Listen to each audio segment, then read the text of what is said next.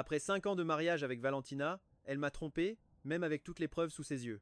Elle a eu le culot d'essayer de me rejeter la faute. En la voyant comme ça, j'ai su que ce mariage était vraiment terminé. Ce jour-là, je venais de rentrer d'un voyage d'affaires à Guadalajara. Sachant que Valentina avait une soirée ce soir-là, j'ai pris le premier vol pour Mexico en secret, sans la prévenir. Elle avait des problèmes d'estomac ces derniers temps. Elle souffrait de douleurs fréquentes. Mon plan était de rentrer plus tôt, de lui préparer une tisane spéciale et de prendre soin d'elle. Je pensais que ce serait une surprise romantique, mais ça s'est transformé en cauchemar. J'ai ouvert la porte de l'appartement et les lumières du salon étaient allumées. Valentina était déjà à la maison, mais quand je l'ai appelée, aucune réponse. On entendait seulement le bruit d'un sèche-cheveux venant de la salle de bain principale. Je me suis approché et je suis resté pétrifié sur le pas de la porte. Valentina n'était pas seule. Il y avait un homme inconnu dans la salle de bain. Elle portait l'ensemble en soie de luxe que je lui avais offert pour notre anniversaire l'année dernière. Un vêtement à plus de 500 dollars. À l'époque, quand je lui avais demandé de l'essayer, elle m'avait dit de mauvaise humeur que ce style ne lui allait pas. Il s'avère que ce n'était pas pour le porter avec moi, mais pour quelqu'un d'autre. En voyant ce vêtement coûteux sur le corps de ce type, mes poings se sont serrés au point de trembler. L'homme se tenait devant Valentina, les cheveux encore humides. Elle s'est mise sur la pointe des pieds et lui a dit tendrement « Baisse un peu la tête. Pourquoi faut-il que tu sois si grand ?» Il a eu un rire rauque et s'est penché docilement pour qu'elle l'embrasse. À travers le grand miroir, j'ai vu le sourire de Valentina. Un sourire doux et affectueux qu'elle ne m'avait pas adressé depuis très longtemps.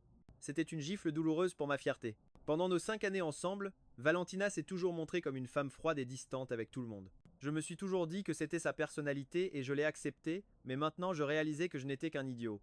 Relégué au second plan dans la vie de ma propre femme. Je me suis appuyé contre le cadre de la porte, j'ai pris une profonde inspiration pour ne pas devenir fou et j'ai toqué légèrement.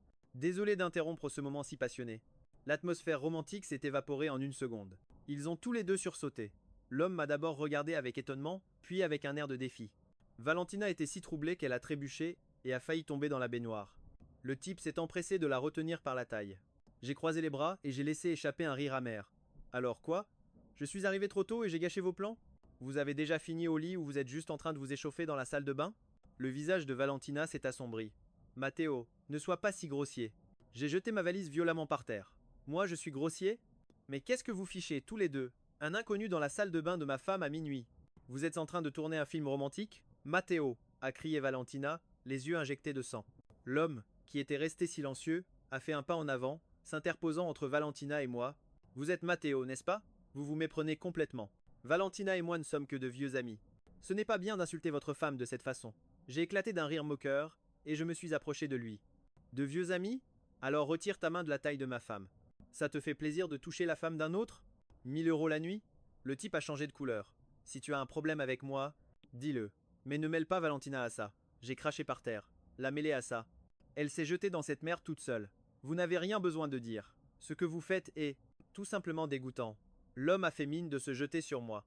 Mais Valentina l'a arrêté. Ça suffit. Taisez-vous tous. Il a protesté. Valentina, tu vas le laisser t'insulter comme ça? J'ai esquissé un rictus. Bien sûr. Qu'est-ce que tu vas faire? Lui demander de me frapper? N'oublie pas que sur l'acte de mariage de ce tribunal, il y a encore mon nom et le sien. Ou alors, pourquoi ne pas être courageux et admettre que c'est le grand amour? Je suis prêt à signer les papiers du divorce tout de suite pour vous faire plaisir. Tais-toi immédiatement. Valentina m'a attrapé par le bras et m'a traîné vers la chambre. Il faut qu'on parle seul. Je n'ai pas résisté, j'ai juste jeté un regard en coin au type. Fais comme chez toi, l'ami. Valentina a claqué la porte de la chambre. Ma femme, qui gardait toujours une image élégante, a perdu le contrôle pour la première fois. J'ai regardé le lit conjugal. Les draps étaient encore lisses. Quel dommage. Je suis arrivé trop tôt. Vous n'avez pas eu le temps de passer au lit. Ai-je ironisé. Matteo la ferme. Ses yeux étaient rouges. Tu es obligé d'utiliser des mots aussi sales? Tu n'étais pas comme ça. Avant. Comment veux-tu que je sois? Tu veux que je sourie et que je sois heureux en voyant ma femme sécher les cheveux d'un autre type? C'est ça, mon vrai visage quand on me trahit. Ça te surprend? Valentina a pris une profonde inspiration, essayant de retrouver son faux calme. Je ne veux pas me disputer. C'est un ami de l'université qui vient de rentrer d'Espagne et qui n'a pas trouvé un hôtel à son goût. Je l'ai juste laissé rester pour une nuit. Ne sois pas si jaloux sans raison. Je l'ai regardé droit dans les yeux. C'est la seule explication que tu as à me donner après avoir fermé cette porte? Valentina est restée silencieuse. Ma déception avait atteint son paroxysme. J'espérais des excuses ou au moins un regret sincère. Mais non, c'est bon, qu'il reste à la maison comme tu veux. Je me suis retourné pour sortir de la chambre. Mais Valentina m'a attrapé le bras avec force. Ses ongles se sont plantés dans ma peau, me causant une douleur vive. Matteo, où vas-tu? Je lui ai retiré la main brusquement. T'es folle, Valentina? Tu te rends compte de ce que tu fais?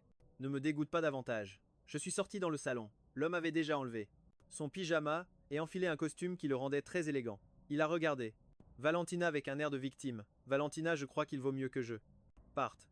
Je ne veux pas causer de problème dans ta famille.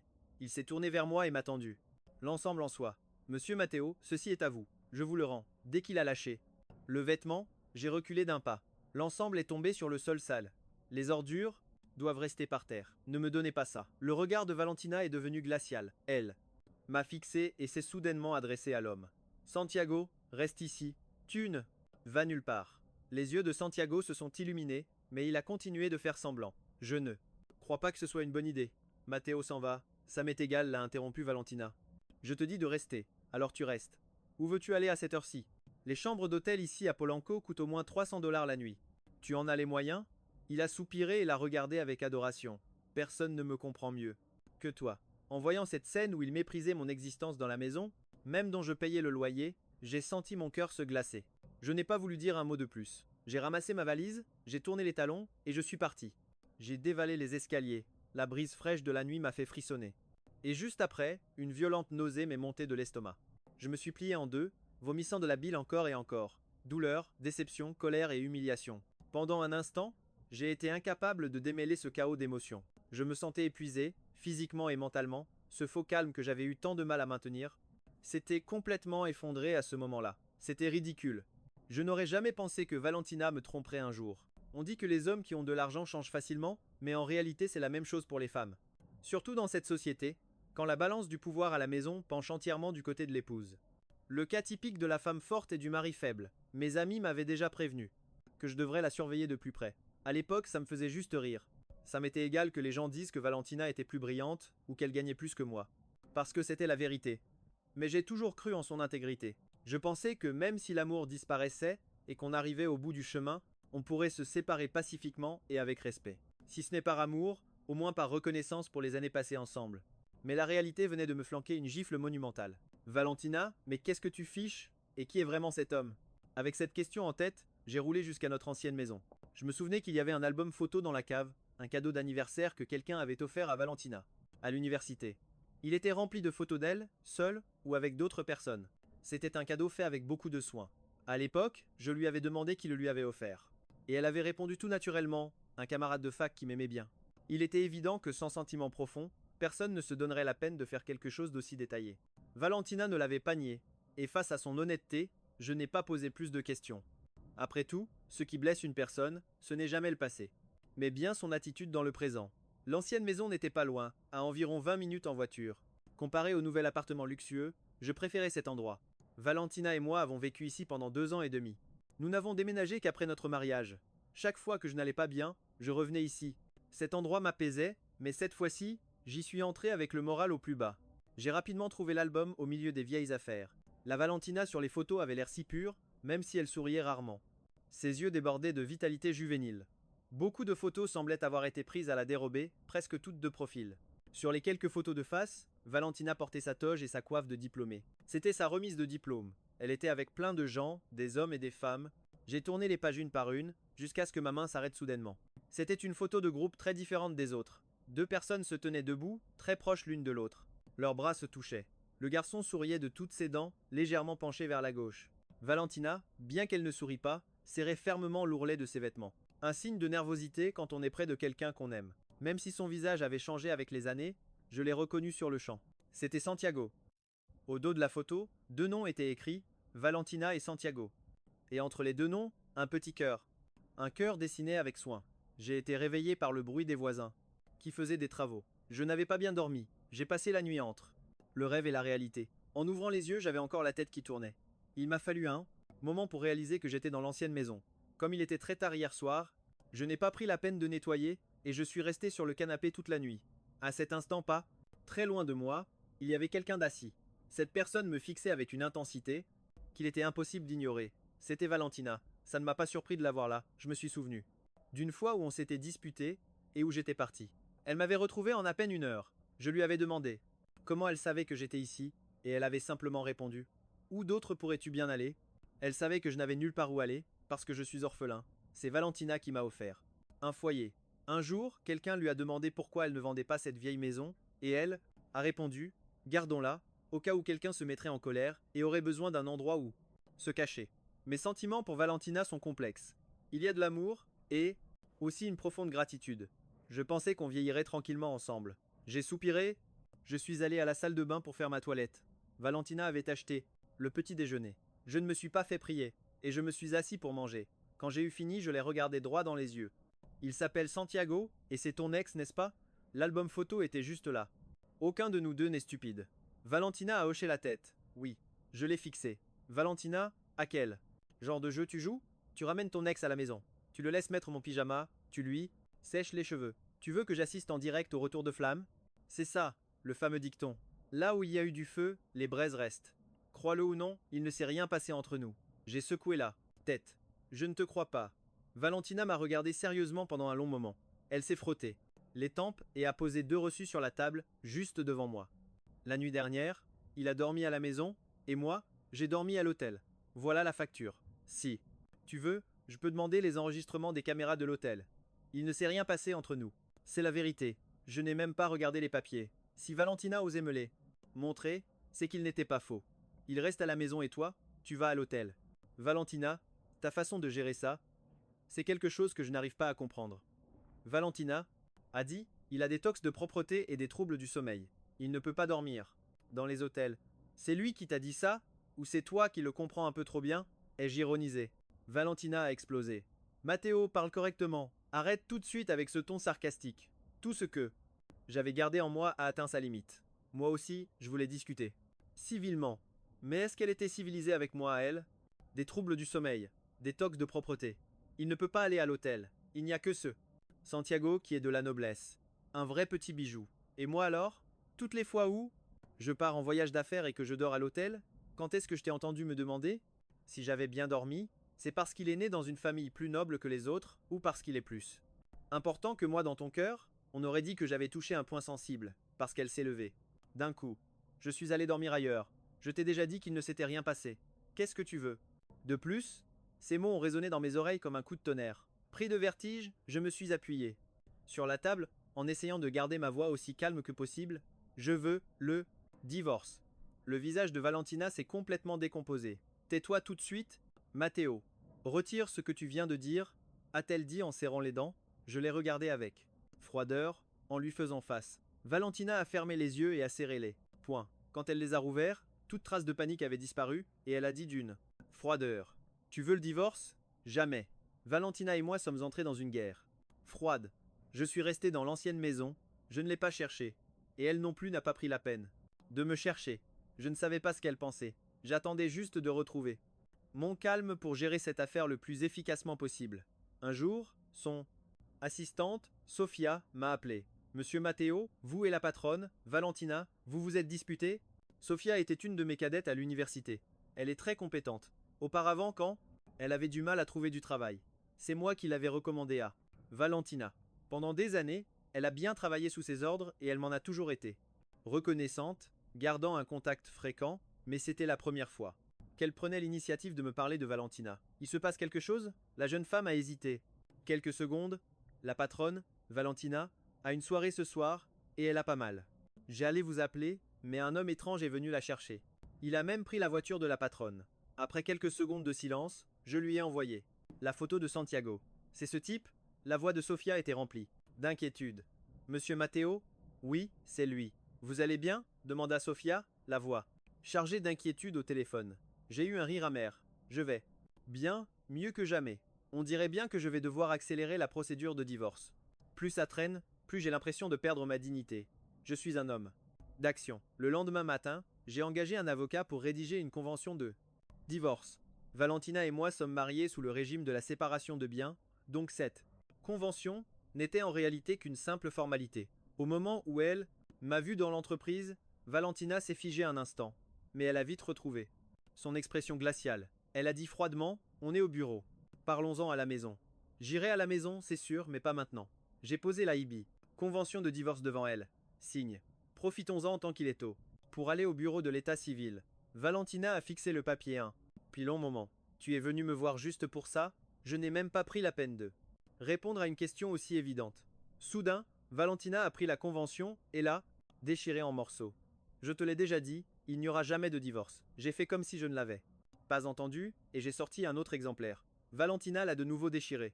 J'en ai sorti un autre, et elle l'a encore déchiré. Quand nous en sommes arrivés au 12e exemplaire, le visage de Valentina était sombre et terrifiant. Matteo, tu y as bien réfléchi? J'ai ri ironiquement. Tu crois que je viendrais perdre mon temps à jouer la comédie, si je n'y avais pas bien réfléchi?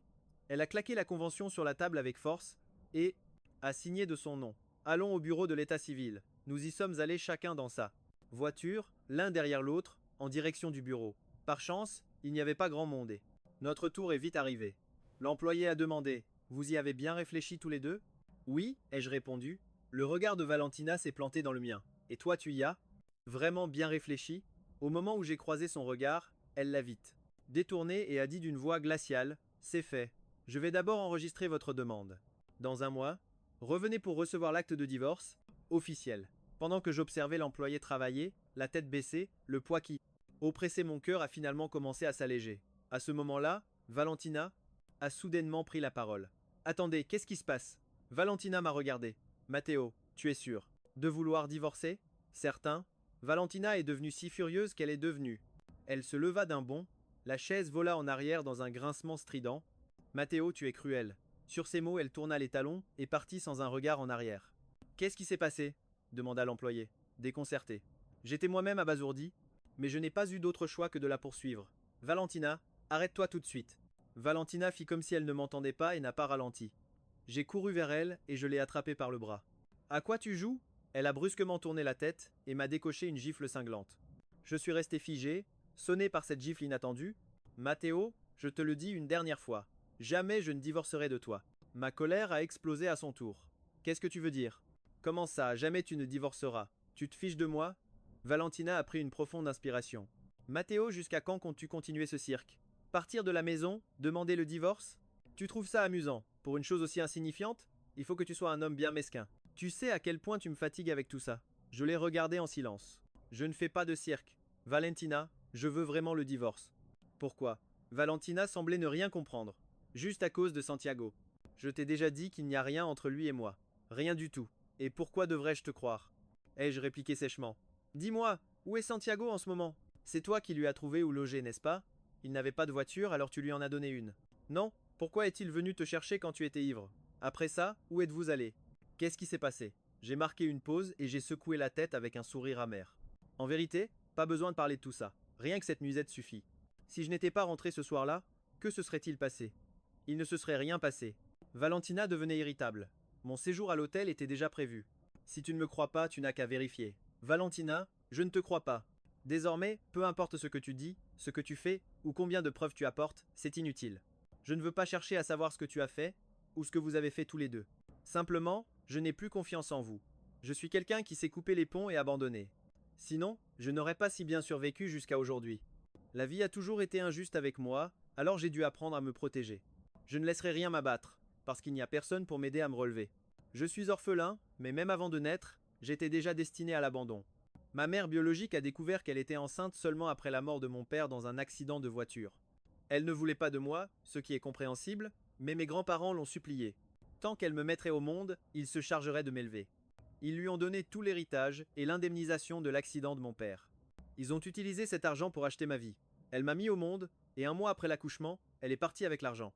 J'ai été élevé par mes grands-parents. Je ne ressens rien pour ma mère biologique, ni amour, ni haine, ni regret, parce que ces sentiments sont inutiles. Ils ne feraient que me faire souffrir davantage.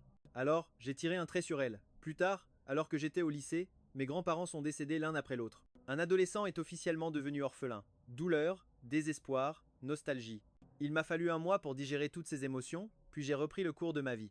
Quelque temps plus tard, quelqu'un a voulu acheter la vieille maison de mes grands-parents pour 10 000 $. J'ai accepté. Tout le monde disait que j'étais un idiot, parce que c'était de toute évidence une aubaine pour eux. Ils se moquaient de moi, mais je les ai ignorés. Avec cet argent, j'ai pu obtenir mon diplôme et trouver un travail. Ils profitaient du fait qu'il n'y avait pas d'adultes à la maison. Mais c'est précisément pour ça que je savais que je ne pourrais pas garder cette maison. Si tu ne peux pas entretenir quelque chose, tu dois le laisser partir. En plus, J'avais besoin de cet argent pour mes études et pour vivre. Alors j'ai vendu la maison et j'ai quitté l'endroit où j'ai grandi. Maintenant, c'est au tour de Valentina. Si elle ne m'a pas donné d'explication dès le premier instant, je ne croirai rien de ce qu'elle dira. Après, je ne veux pas devenir paranoïaque, je ne vais pas me laisser ronger de cette façon. Divorçons, ne rendons pas les choses plus désagréables, jamais. Mais autant ma décision de divorcer était ferme, autant celle de Valentina 2. Refuser l'était. Une Valentina comme ça, j'avais du mal à la comprendre. Comme la négociation a échoué, j'ai décidé d'entamer une procédure de divorce. Cependant, ce problème-là, à quoi je ne m'attendais pas, c'est que le deuxième jour après avoir déposé la demande au tribunal, Valentina a lancé des représailles économiques contre moi. Elle voulait résilier tous les contrats de partenariat avec notre entreprise. Mon histoire avec Valentina a justement commencé à travers cette entreprise. À l'époque, je venais de finir l'université et avec quelques amis, nous avions investi de l'argent pour nous lancer. À ce moment-là, nous étions pleins d'enthousiasme, pensant que nous pouvions conquérir le monde, mais la réalité a été plus cruelle que nous l'imaginions. Nous n'avions ni capital, ni contact, personne ne voulait investir, on ne nous donnait même pas la chance de présenter notre idée. Il y avait trop de jeunes ambitieux qui essayaient de monter leur entreprise. Au moment où nous étions désespérés et prêts à nous séparer pour que chacun cherche un emploi de son côté, une entreprise nous a contactés. Ils ont exprimé leur intention de négocier avec nous. C'était comme une lueur d'espoir à laquelle s'accrocher. Mais en réalité, c'était un cadeau empoisonné. La directrice de l'Alabama dit « Couche avec moi pendant 1 an et je te donnerai ce que tu veux ». J'ai refusé. Immédiatement sans réfléchir. Mais ils ne m'ont pas lâché. Dans la confusion, j'ai utilisé une bouteille de vin pour la frapper à la tête. J'ai été arrêté. Cette femme a déclaré qu'elle me ferait pourrir en prison. Au moment où je me préparais au pire, Valentina est apparue. Cette année-là, Valentina est apparue comme une sauveuse. Elle a tout réglé avec une facilité déconcertante. Elle a payé ma caution et a ensuite envoyé des gens pour négocier un partenariat avec notre entreprise. J'avais pensé qu'elle était comme ces riches arrogants qui voulaient seulement jouer au chat et à la souris avec notre société, alors je l'ai regardée avec un air moqueur. Allons, droit au but. Combien tu veux? Mais non. Elle s'est approchée et a secoué la tête. Ce n'est pas la peine, a-t-elle dit. Quand je lui ai demandé pourquoi elle m'aidait, elle a répondu « Disons que tu me fais pitié ». Cette pitié, je l'ai acceptée sans hésiter. Il n'y avait pas de quoi être vexé, parce qu'à cette époque, j'étais vraiment dans une situation lamentable. Et c'est ainsi, avec l'aide de Valentina, que notre entreprise a décollé comme une fusée. Mais maintenant, elle se servait justement de cette vieille faveur pour me serrer la corde au cou. Je dois l'admettre. Elle me tenait entre ses mains. Quand je suis arrivé à son bureau, j'ai demandé directement « Qu'est-ce que tu veux ?» Valentina a levé les yeux vers moi. « Retire ta demande de divorce. » On s'est fait face. Son silence montrait clairement sa position inflexible. Je me suis mis à rire. Seulement ça? D'accord. Je la retire tout de suite. Autre chose? Ma réponse si. Décidée n'a pas eu l'air de lui plaire. Valentina a froncé les sourcils, et après un moment, « Quand est-ce que tu rentres à la maison? C'est aussi une condition ?» a-t-elle demandé, les lèvres pincées. J'avais déjà compris. Je rentre aujourd'hui même. Bien. Valentina a jeté son stylo sur la table. Sors. À vos ordres. Le faux sourire sur mon visage a disparu dès que je suis monté dans la voiture. Je détestais sentir que quelqu'un me tenait par mon point faible, peu importe qui c'était. Même si c'était Valentina. J'ai passé un coup de fil. Que tout le monde reste à l'entreprise. Il y aura une réunion à mon retour. La réunion a duré jusqu'à l'aube. Mais je n'ai pas obtenu le résultat que je voulais. Mon idée était de chercher un nouveau partenaire. Le marché est immense. Il n'y a pas que Valentina. Si elle peut mettre fin unilatéralement à notre collaboration, nous pouvons aussi choisir quelqu'un d'autre. Mais mes associés n'étaient pas d'accord. Ils vivaient dans un trop grand confort. Ils ne voulaient que la stabilité. Les conditions offertes par Valentina étaient bien trop avantageuses. Rompre avec elle, de quelque manière que ce soit, signifierait de lourdes pertes pour eux. Tant que Valentina voulait continuer à collaborer, elle restait la meilleure option. J'ai ri avec mépris. Il était évident que si nos chemins divergent, nous ne pouvons pas avoir de plan commun. Il était temps pour moi de me retirer, mais avant ça, j'avais besoin de temps. Je devais m'assurer que mon capital ne se déprécie pas. J'ai donc redéménagé à la maison. Valentina ne dormait pas encore. Elle était assise dans le salon, avec son ordinateur portable. En me voyant, elle a retiré ses lunettes. Il faut qu'on parle. J'ai refusé sans hésiter. Je suis fatigué. Un autre jour, le visage de Valentina s'est assombri. Je l'ai ignoré et j'ai marché vers le salon. Je ne savais pas dans quelle chambre Santiago avait dormi. Ce qu'il avait touché, ce qu'il avait utilisé. En bref, tout dans cette maison me dégoûtait. Finalement, j'ai pris un drap et j'ai dormi sur le canapé. Mais à mon réveil, j'ai trouvé une couverture sur moi. Mon visage s'est durci instantanément et je l'ai jeté par terre. Valentina était en train de faire frire des œufs dans la cuisine. Je l'ai confrontée en hurlant. Qui t'a donné la permission de me couvrir? Elle est restée immobile un instant. Elle a pris une profonde inspiration. J'ai changé tous les draps et les tailles. Ils sont propres. J'ai serré les dents. Inutile. En ce moment, même l'air de cette maison me donne la nausée. Matteo, m'a réprimandé Valentina. Tu vas trop loin. Il n'est resté qu'une nuit. Il ne s'est rien passé. Jusqu'à quand vas-tu faire des scènes? J'ai ri froidement. Des scènes. Attends que je ramène une femme ici. Que je l'habille avec ton pyjama et que je la serre dans mes bras en lui séchant les cheveux. Alors tu sauras ce que ça fait. Tu oserais? Les yeux de Valentina brûlaient de colère. J'ai secoué la tête calmement. Ce n'est pas que je n'ose pas, c'est que je ne le ferai pas. J'ai de la dignité, je ne peux pas faire quelque chose d'aussi répugnant. Nous nous sommes encore disputés. Elle a jeté le petit déjeuner à la poubelle et est partie dans sa chambre sans un mot. Je ne suis pas resté en reste. J'ai claqué la porte si fort que toute la maison a tremblé. Nous sommes retournés à une guerre froide. Je partais tôt et rentrais tard. Elle aussi était occupée. Des jours ont passé sans même que nous nous croisions. Pendant ce temps, j'ai rencontré plusieurs personnes pour discuter de la vente de mes actions. Si je devais vendre, la logique voulait que je les propose d'abord à ceux qui étaient dans l'entreprise. Mais leur position était très claire. Ils n'étaient pas de mon côté. Pour obtenir le plus grand bénéfice, j'ai dû faire appel à des gens de l'extérieur. Le seul geste de considération a été de diviser les actions pour que les nouveaux acheteurs n'aient pas le pouvoir absolu dans l'entreprise. Ce qu'ils feraient après, ce n'était plus mon problème. Tout s'est bien passé. Quand l'argent est arrivé sur mon compte, je me suis retiré. Mien, tout s'est bien passé. Quand l'argent est arrivé sur mon compte, je me suis retiré. Officiellement. Mes anciens associés ont pété les plombs. Ils sont venus me chercher, le visage tout rouge, prêts à me trahir. Un spectacle pathétique. Je leur ai donné une chance. C'est vous qui n'en avez pas voulu. En réalité, c'est mieux comme ça. Tôt ou tard, Valentina et moi, nous nous serions séparés. Au moins comme ça, je ne vous entraîne pas dans ma chute. Ils ont évité mon regard. Qu'est-ce que tu racontes? On n'a jamais voulu te virer. J'ai perdu tout intérêt. C'est parce que vous avez peur de Valentina. Sinon, une fois le travail terminé, vous auriez sacrifié le chien sans même y réfléchir à deux fois. L'affaire de l'entreprise étant réglée, il ne restait plus que le compte à régler entre Valentina et moi, mais avant que je puisse la retrouver, Santiago est venu me voir. Il a dit qu'il voulait me parler, j'ai accepté, à peine assis, il m'a attaqué. Pourquoi tu n'as pas encore divorcé, Matteo? Tu n'as donc aucune fierté? Un homme entretenu par une femme. Jusqu'à quand vas-tu rester accroché au jupon de Valentina? J'ai ri. Et toi, avec quel culot tu viens me dire ça? En tant que gigolo ou en tant qu'amant raté? Valentina ne t'a jamais donné de statut officiel. Elle m'a dit qu'il n'y avait rien entre vous, tu comprends? Tu ne te qualifies même pas comme son amant. Je l'ai toisé de haut en bas. Et au fait, ce n'est pas que je ne veux pas divorcer, c'est Valentina qui ne le veut pas. C'est tout ce que tu peux faire. Santiago est devenu tout rouge. Tu mens. Comment pourrait-elle ne pas vouloir divorcer? Elle ne t'aime pas. Si ce n'était pas pour. Il s'est arrêté net.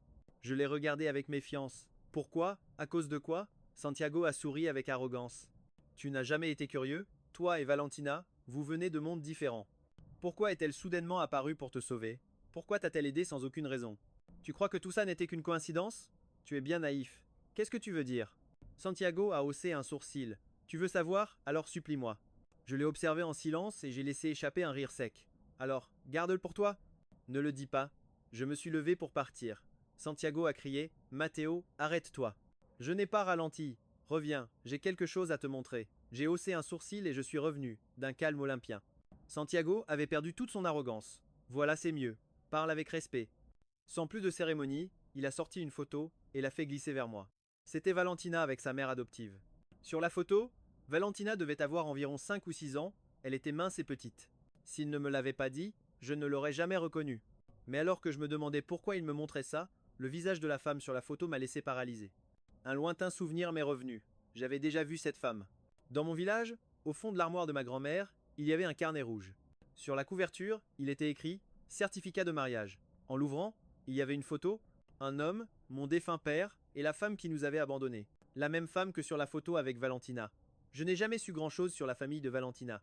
Je savais seulement que ses parents biologiques étaient morts, qu'elle n'avait ni frères et sœurs, ni autres parents. Elle était aussi seule que moi, à la différence qu'elle avait de l'argent et que moi, je n'avais rien. De temps en temps, Valentina allait se recueillir sur les tombes de ses parents. Une fois, j'ai voulu l'accompagner, mais elle a refusé cette idée. Ce refus a aussi éteint mon envie de l'emmener voir la tombe de mes grands-parents. Parfois, je me demandais si notre façon de vivre était la bonne. Il n'y avait pas de réponse. Je n'avais aucune expérience de la vie à deux. Je n'avais personne non plus pour me guider. Finalement, je ne pouvais que me dire à moi-même, c'est bien comme ça. Et c'est avec cette mentalité que j'ai vécu avec Valentina ces 5 dernières années. Et maintenant, Santiago m'a dit que ces 5 dernières années n'ont été qu'une vaste blague. Santiago m'a raconté que Valentina était orpheline, au sens le plus littéral du terme. Elle a grandi dans un orphelinat. Cependant, elle a eu la chance d'être adoptée à l'âge de 6 ans par un couple riche. Ils n'avaient pas d'enfants et l'ont aimée comme si elle était la leur, surtout sa mère adoptive. Son père adoptif est décédé d'une maladie soudaine quand elle avait 12 ans. Quant à sa mère adoptive, la femme que ma grand-mère avait mentionnée, elle est morte d'un cancer du pancréas il y a 6 ans. Avant de mourir, elle a avoué à Valentina qu'elle avait en réalité un fils biologique. Elle se sentait coupable et a demandé à Valentina de le retrouver et de prendre soin de lui à sa place. Tu devines qui est ce fils? Santiago m'a regardé avec un sourire mauvais. À cette époque, Valentina et moi étions profondément amoureux. Du jour au lendemain, elle a rompu avec moi pour accomplir la dernière volonté de sa mère. Pourquoi? C'était ma petite amie. Comment pouvait-elle me laisser comme ça? Sans rien dire de plus, elle est allée payer la dette de sa mère. Et moi dans tout ça? Matteo, tu as vraiment de la chance, toi. Ta mère s'est souvenue de toi jusqu'à la fin. Elle a forcé Valentina à te protéger. Et moi, pourquoi est-ce que les affaires de ta famille ont dû sacrifier notre amour? J'ai pris la photo des mains de Santiago et je suis parti. Avant que je disparaisse de sa vue, il a crié: Matteo, tu vas divorcer? Tu vas aller récupérer quelqu'un qui t'a abandonné sans pitié juste pour accomplir une mission? Valentina, il faut qu'on parle. Je lui ai donné rendez-vous à la maison. Elle est arrivée avec une demi-heure de retard et s'est laissée tomber, épuisée, sur le canapé. Parler de quoi? Par où commencer? Laisse tomber. Allons droit au but. J'ai posé la photo devant elle. Donc, ta mère adoptive était ma mère biologique. La main de Valentina qui se massait la tempe s'est arrêtée net. Qui t'a donné ça? J'ai secoué la tête. Parlons de ce qui compte vraiment. Santiago. Valentina s'est adossée au dossier l'air absente. J'aurais dû m'en douter. Il est le seul à avoir vu cette photo. Alors, tu as quelque chose à me dire? Après un long silence, Valentina a finalement parlé. De sa bouche est sortie une version plus détaillée de l'histoire. Ma mère adoptive était une femme très compétente. Elle a fondé sa propre marque de cosmétiques. Puis elle a rencontré mon père adoptif. Ils sont tombés amoureux, mais ils ne pouvaient pas avoir d'enfant. Elle a proposé d'adopter un enfant d'un orphelinat, et cet enfant c'était moi. La plus grande chance de ma vie a été de les rencontrer. Mais le bonheur a été de courte durée. Papa est mort et maman est tombée malade d'un cancer. C'est seulement à ce moment-là qu'elle m'a parlé de toi. Valentina m'a regardé. Matteo, j'espère que tu peux comprendre. Elle a toujours pensé à toi. Elle ne t'a jamais oublié. L'affection qu'elle m'a donnée, c'était aussi pour te dédommager. Elle a reporté toute cette dette émotionnelle sur moi. Elle t'aimait. Son plus grand souhait était que tu vives bien, que tu puisses lui pardonner. Pardon de te l'avoir caché si longtemps. Pendant que Valentina parlait, je suis resté debout, attendant que mes émotions explosent ou s'effondrent. Mais rien ne s'est passé. Un calme inconnu m'a envahi. Mes condoléances, ai-je dit avec indifférence. Valentina m'a regardé, stupéfaite. Tu n'as rien d'autre à dire? J'ai réfléchi un instant. Alors, par égard pour le fait que nous partageons la même mère, finissons-en en bons termes. Signe les papiers du divorce au plus vite. Valentina a crié mon nom, mais est restée sans voix. Après un moment, elle a dit: Tu la détestes encore, alors qu'elle est morte? Ne peux-tu pas, par respect pour sa mémoire, lui pardonner? J'ai soupiré. La détester n'en vaut pas la peine. Si je dois être honnête, je trouve ça juste pitoyable. Valentina, tais-toi. J'ai ricané. Qu'est-ce que tu veux entendre? Que je lui pardonne, que je l'aime à la folie? Qu'elle était la meilleure mère du monde et que je me souviendrai d'elle toute ma vie. Ça te suffit? Si tu y tiens, je peux même aller sur sa tombe pour lui dire ces mots. Bon, maintenant, on peut parler du divorce. Matteo, je sais que tu es sous le choc, que tu ne peux pas l'accepter tout de suite. Rien ne presse. Quand tu y auras bien réfléchi, on en reparlera. J'ai fait un geste de la main. Parlons-en maintenant. Qu'est-ce que tu veux? Qu'est-ce que je dois faire? Je peux même aller visiter la tombe de ta mère adoptive chaque année, du moment que tu divorces et que tu me laisses tranquille. Être aux côtés de Valentina à ce moment-là me donnait la nausée à chaque seconde. C'était comme manger un sandwich et découvrir qu'il y avait une mouche à l'intérieur. Pire encore, la mouche était déjà coupée en deux. Matteo, je ne vais pas divorcer. J'ai promis à ma mère que je vivrais bien avec toi. Parfait. Je venais d'avaler l'autre moitié de la mouche. Valentina, les morts méritent le respect. Je ne voulais pas salir la mémoire de ta mère, mais tu m'y obliges. Valentina a froncé les sourcils, clairement sur la défensive.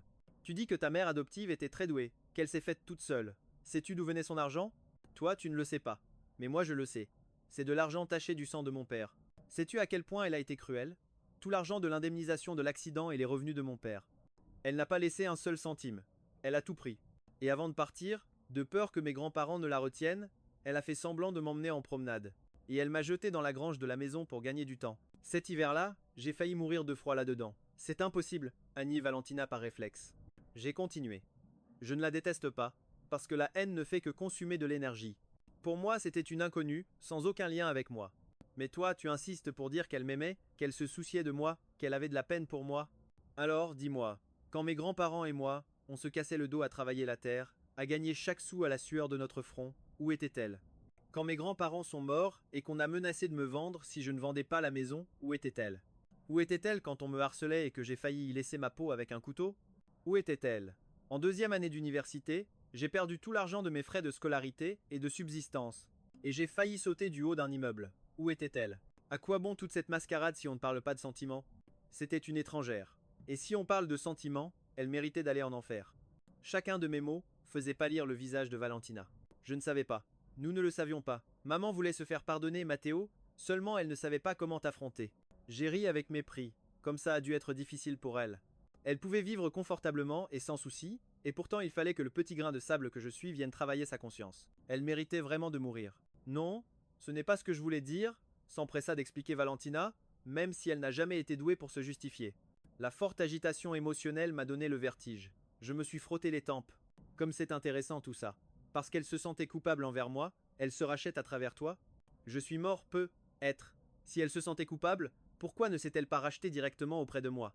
Elle avait un cancer, elle avait peur de mourir avec des remords, alors elle t'a refilé cette responsabilité pour pouvoir partir en paix. Et toi, en voulant lui rendre l'appareil, payer sa dette, accomplir une mission. Tu t'es marié avec moi? Alors dis-moi, qu'est-ce que je suis dans cette vie? Quel péché ai-je commis pour devoir supporter tout ça? Dis-moi, qu'est-ce que je suis dans cette vie? Quel péché ai-je commis pour devoir endurer ça? Ce mariage pathétique et mélodramatique? Je regardais Valentina avec un mélange de curiosité et de pitié. Pourquoi as-tu pensé que la meilleure façon de me dédommager était de m'épouser? Tu croyais que j'étais incapable de trouver une femme? Franchement, à l'époque, ça aurait été beaucoup plus pratique.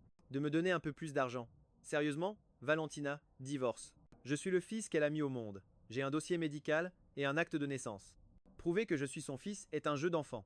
Si tu continues de refuser, je n'aurai pas d'autre choix que de recourir à la loi et de contester l'héritage en tant qu'héritier légitime. Ce jour-là, j'ai énormément parlé, j'ai tout déballé. Valentina, après quelques répliques au début, est restée silencieuse et s'est contentée d'écouter. Nous savions tous les deux pertinemment qu'entre elle et moi, il n'y avait plus aucune chance. Le divorce était inévitable. J'ai attendu 3 jours de plus. Finalement, elle a accepté. Cette fois, c'est elle-même qui a rédigé les papiers du divorce. Elle m'a cédé la majorité de ses biens, des actions de l'entreprise et beaucoup d'autres choses. Je n'ai même pas pris la peine de tout vérifier en détail. Ces choses-là ne m'avaient jamais intéressé. Mon psy disait souvent que mon plus grand problème était mon manque d'ambition. Je ne désirais rien, pas même l'argent. C'était compréhensible. Derrière moi, il n'y avait personne sur qui compter, et devant, personne à attendre. Un jour, il m'a demandé ce que je désirais le plus au monde. Tu dois trouver quelque chose à désirer ardemment, sinon tu perdras même ton instinct de survie. J'ai réfléchi longtemps, puis j'ai répondu.